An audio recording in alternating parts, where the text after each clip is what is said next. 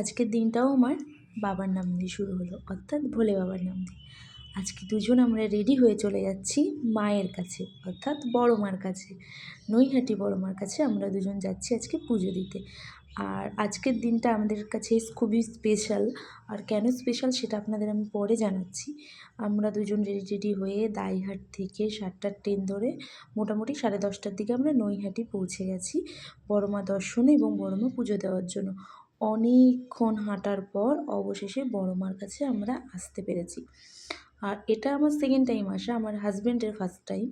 Second time কেন বলছি, first time যখন আমি আসি কালী পুজোর সময় ভীষণ ভিড় ছিল, তখন আমি কালী মায়ের মানে আমাদের মায়ের বড় মূর্তিটা দেখেছি। আর সেই দিনটাও আমার কাছে স্পেশাল ছিল, কারণ যেদিন আমি বড় মার পুজো দিয়ে বাড়ি যাই সেই দিনই আমার বিয়ের ডেট ফাইনাল হয়। আমার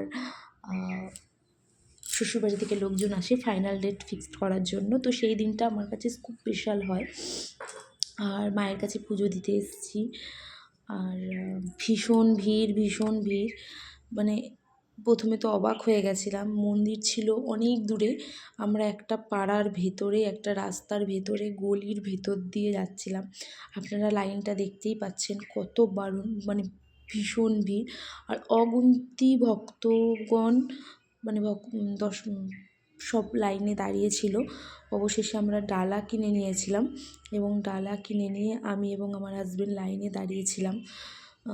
প্রচুর মানুষ ছিল, প্রচুর লোকজন ছিল, প্রচুর দূর থেকে মানুষ এসেছিল। আমি এমন মানুষও দেখেছি যারা শান্তিনিকেতন, বোলপুর, প্রচুর দূর থেকে এসছে। আমরা তো অনেকক্ষণ দাঁড়ানোর পর তারপরে গঙ্গার ধারে এলাম। গঙ্গার ধারে দৃশ্যটা দেখুন কত ভালো লাগছে, ভীষণ সুন্দর একটা জায়গা। অনেকক্ষণ ওয়েট করার পর আমি শুধু বিশ্বাস করুন, আমি এমন একজন মেয়ে, আমার সত্যি কথা বলতে ধৈর্য ভীষণ কম, ভীষণ ধৈর্য কম। কিছু হলেই কেন হচ্ছে না, কেন হবে না, এই জিনিসগুলোর মধ্যে আমার খুব কাজ করে। বাট বিশ্বাস করুন, আমি যতটা ধৈর্যহীন ততটা ধৈর্যশালী পুরুষ হচ্ছে আমার বর। দুজন দুজনের অপোজিট একদম। এরপরে তো আমি কি বলবো, আমি তো ভীষণ দাঁড়িয়ে থাকতে পারছিলাম না। লাস্টে যেখানে আমি বসার জায়গা পাচ্ছি একটু বসে নিচ্ছি। আর ওই দূরে আমার হাজব্যান্ড লাইনে দাঁড়িয়ে আছে। সত্যি আমি জানি আমার হাজব্যান্ড ভীষণ ধৈর্যশীল ব্যক্তি। সেদিন আমি আরও ভালো করে বুঝতে পারলাম যে একটা পুরুষ মানুষ কীভাবে কন্টিনিউ 11টা থেকে 4টে পর্যন্ত একই লাইনে কনস্ট্যান্ট দাঁড়িয়ে থাকে। সত্যি কথা। অবশেষে এলো সেই মুহূর্ত যখন আমরা মন্দিরে প্রবেশ করলাম, তখন 3:45 এরকম বাজে। আমি মাথায় ঘোমটা দিয়ে মাকে দর্শন করার জন্য তো ভীষণ উদ্বেগ হয়েছিলাম।